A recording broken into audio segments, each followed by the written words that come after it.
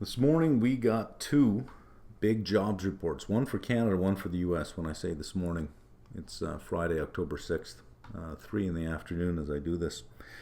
Let's have a look at the Canadian one. And it was incredible. And I'll put it in perspective by comparing it, putting in a comparable number to the US. 63.8. 63.8, and the US is roughly, in terms of population, roughly about 9 times larger than Canada. And without adjusting for the participation rate, if we just multiply by 9, it would be comparable to the US reporting 574,000 jobs added. They reported 336, and that was an oh my number when it came out, because ADP earlier had said 89. And it came in as 336, thereby preserving the status of the always wrong ADP report. Average hourly wages year over year for September, Canada 5.3, up from 5.2. The US 4.2, down from 4.3. Much more wage pressure in Canada and moving up, less wage pressure in the US if we're going to use average hourly earnings as a proxy, and moving down. So 0.1% year over year in Canada on wages versus down 0.1 year over year in the US. If we're thinking about directions for central banks, lots of belief that Canada is on hold. This may suggest that maybe they're not. So we would expect, given this strong jobs report, we would expect to see some upward pressure on the Canadian. So if we're looking at the US.CAD pair, in the morning it had hit 1374, 1375. It is now 136. Now let's see as I look at it, 1365 to 1366. Down. The pair is down, meaning the US dollar is down against the Canadian, or said another way, the Canadian is stronger. The US is interesting. The initial reaction was markets down fast, bonds down again, TLT almost down $2 again, and the US dollar stronger. And then it reversed. We're sitting on a market that's up over 50 points right now. TLT is still negative, but had an amazing recovery in the first couple hours of trading. Almost hit flat during the day. Has given back a little, but certainly off of what it was this morning. So, I'm thinking through this of why bonds are selling off so dramatically. And there's a whole bunch of reasons that they could be selling off. The question is it a buying opportunity? Does it represent a buying opportunity? In my mind, it's only a bear trap, or a value trap, I should say, getting into bonds, if we think that the U.S. government is facing some difficulty ahead in terms of meeting its obligations. But if you have a lot of people in the U.S. getting jobs, what do you have? You have higher gross payrolls, higher tax revenue, your tax base. You're expanding your tax base without raising tax rates. So over the past month, the tax base for the U.S. increased. And if we use average hourly earnings as a proxy for wage inflation, I don't really like the number. It's not a clean number, but if you use it, you basically got higher tax revenue occurring without inflation. It's not because more people are getting paid more, the same people are getting paid more. It's that even more people are getting paid somewhat more. So you have higher tax revenue. And if we think about Q3 earnings, if Q3 earnings hold up, along with the new minimum tax that's in place, the 15% minimum tax, you've got higher tax revenue.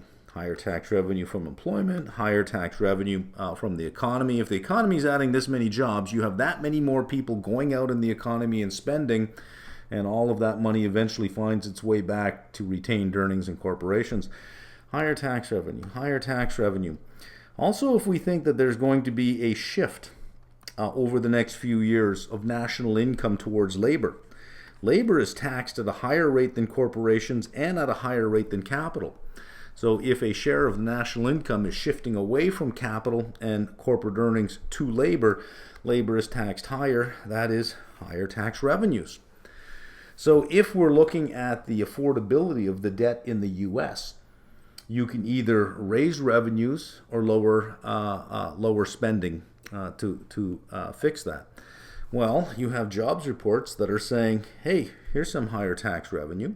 If earnings hold up along with that minimum tax, you're saying, hey, here's some higher tax revenue.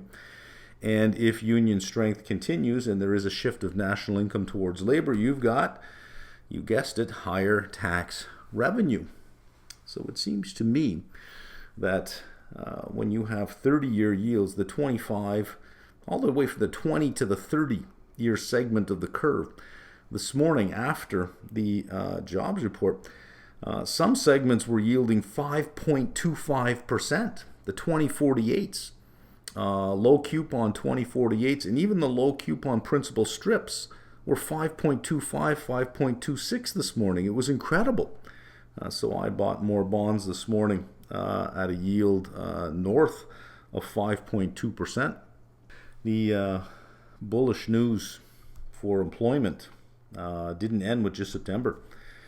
July got revised up 79,000 to 236 from 157. August got revised up 40,000 to 227 from 187. Another 119,000 jobs on revisions added to 336.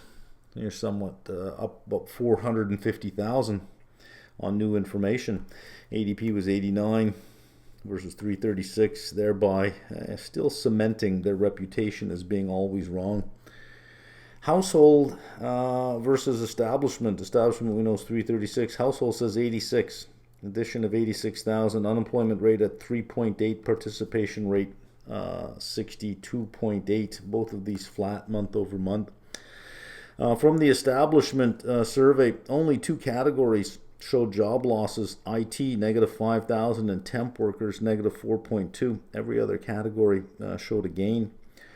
Average weekly hours flat at 34.4. Average hourly earnings is 0.207 month over month, or 2.51% annualized. So if we take the average weekly earnings, if you have hours in the average, you can calculate average weekly earnings.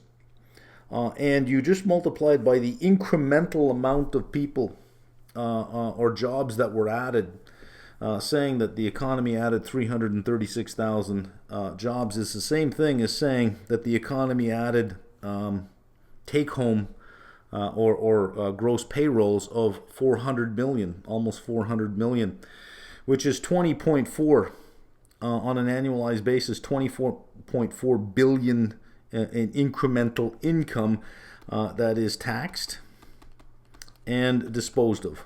After tax, you have your disposable income, and given the marginal propensity to consume, just from 1 month's job report, you can see there's a significant amount that is then consumed in the marketplace. So that is bullish for revenues because that money is out there being spent. It's bullish for tax revenues because you have a larger tax base as well. Diffusion index, total private versus manufacturing. We have July to August to September, 53.4 to 62.2 to 64.2, still expanding. A faster rate of expansion for job creation going from August to September. Manufacturing flat, holding its own, but flat. From the household survey, 20 to 24-year-olds added 70,000, and 24 plus added 99,000. Full-time was negative 22. Part-time equivalents up 151,000. Less than high school dropped by 60. High school dropped by 130 roughly. Less than BA added 106, and BA down 79. Okay, let's look at some market reaction. Let me find SPY. Let me bring it onto the screen here. Here's a 2-week chart of SPY. This big red down bar that we see was the release. We can see that it was playing with the low of 420 on SPY. And now we're near the upper part of the last 2-week range. Let's look at a 15-minute chart. We can really see where the report came out. This is 8:30 to 8:45, and then 8:45 to 9, and then off we went. And only in the last 30 minutes here have we been giving back a little, but the close will be important to see how we close. Do we close above 430, 431, or do we give back into the end of the day? Let's have a look at USD CAD. Let's have a look at the currency. You can really see the weakness in the Canadian here over the last week, and now we've got some strength at the far right side of the chart. Let's have a look at the 15-minute chart, and let's locate 8:30. There it is right here. Look at this long wick. The Canadian immediately started selling off all the way to 137, almost 137.5 on US dollar strength, which was the initial reaction. Markets down, bonds down, US dollar up, with the big question of where's all the money going? If the US dollar is gaining strength, but asset classes are selling off, where's that money going? And then some logic decided to show up saying, hey, wait a minute here, this is not negative for Canada, this is actually positive for Canada. Big number. Again, the equivalent in US would be over 500,000 jobs added. So we're getting some strength here. You got some weakness here, which is corresponding to the weakness in SPY. The correlations between the bonds, stocks, and the dollar are so tight now. When we have the markets going up, you have bonds going up. When you have the market going down, you have bonds going down.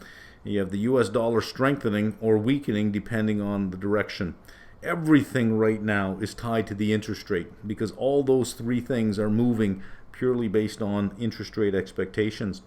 With earnings coming up, maybe we can take some of the spotlight off of interest rates and put it back on earnings and maybe get some reprieve in the market.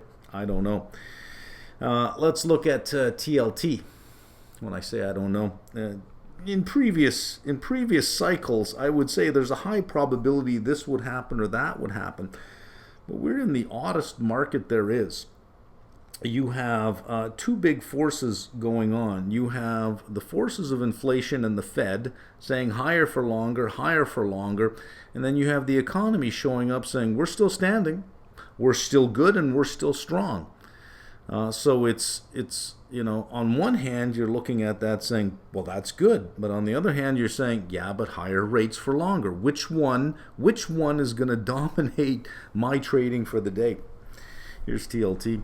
Look at that big sell-off in the morning, making new 52-week lows at this point. It's pre-market, so I don't know if it's actually going to print a 52-week low because it happened in pre-market. Let's zoom in 15 minutes. We'll find 9:30. That's 9:15. There's 9:30. Yeah, it would have printed a new 52-week low at 84.18. It opened up at, there's the bottom part of the wick, 84.10s. But just sold off and then just came roaring right back over the next couple hours. This is just before noon. Peaked out at noon, and we have some sideways movement. You call it sort of downtrending sideways movement, but this dotted line up here is flat for the day, and it got to 85.69. You had to get to about 85.78 to be flat. It looked like it was going to, come back from. It was down almost $2 in the morning. It looked like it was going to come all the way back by noon and have a good day. And I thought, well, maybe the bond market is looking at this saying, listen, we've had the sell-off, and in the end, this report this morning is bullish for tax revenues.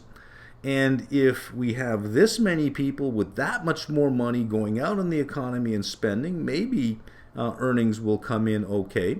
And that's bullish for tax revenues. So, we're concerned about the supply of bonds. But it seems to be, with this, we can make the argument that, but there is some increase in revenue going on in the economy at the same time. It's not just a full breakdown. I don't know if this holds. Where are we? 320 now. The close is the most important thing. How it closes will tell us a lot about what we can expect the thinking to be over the course of the weekend. Anyways, I thought you might benefit from seeing an analysis or a recap of the jobs report now. And then Sunday, I'll have my regular market outlook.